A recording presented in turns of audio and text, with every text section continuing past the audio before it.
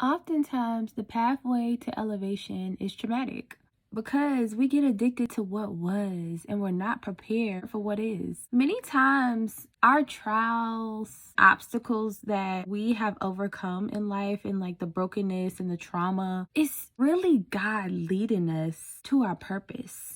Or many of us are blessings. Sometimes God will force you to sit down. God will sit you down in isolation, forcing you to hear and listen. That's Him demanding His attention. When you don't listen, that's you resisting.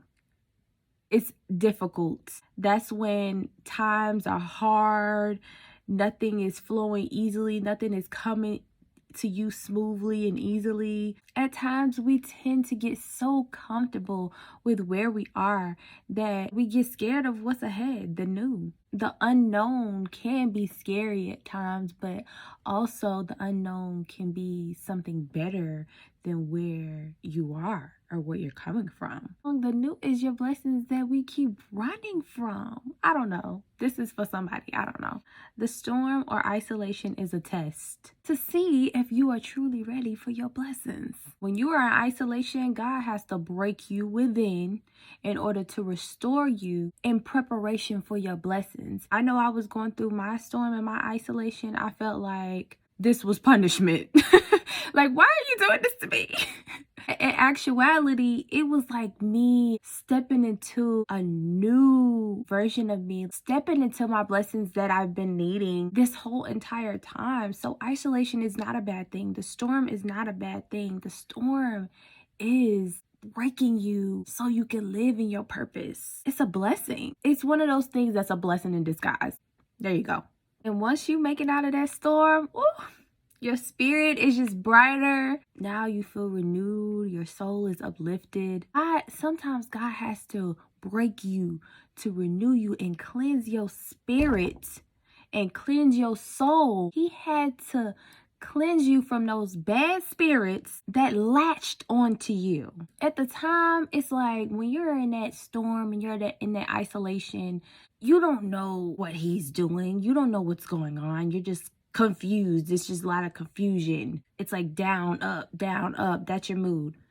You're really giving like multiple personalities, you know? One day you have the faith. Some days you have the faith. Sometimes you don't. See, what I'm learning is you can't worry about people, because some people will talk about the people that have the strength and courage to take a leap of faith, to believe in themselves and make those changes in their life for the betterment of themselves. See, they will talk about the person that has the strength and the courage that they don't possess. So that's why you can't listen to people all the time.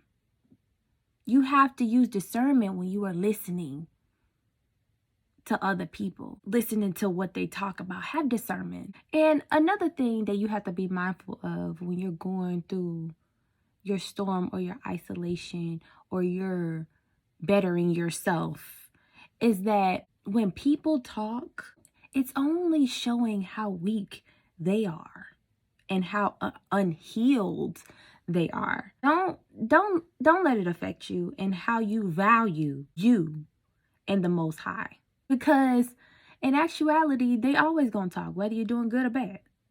And that's why He had to break you so the old you wouldn't step into the new beginning He had prepared for you. See, when you are around toxic people that don't want you to better yourself because they don't have the strength and the courage to better themselves, or if they do, they just don't want you to better yourself. Sometimes some people just don't want you to get ahead. In actuality, all of our blessings are aligned differently. Nobody's blessings are exactly the same. That's why there should be no competition, because everybody's blessings come in different ways, in different packages. See, what we have to realize is that when you are favored, God will open doors that no man can shut.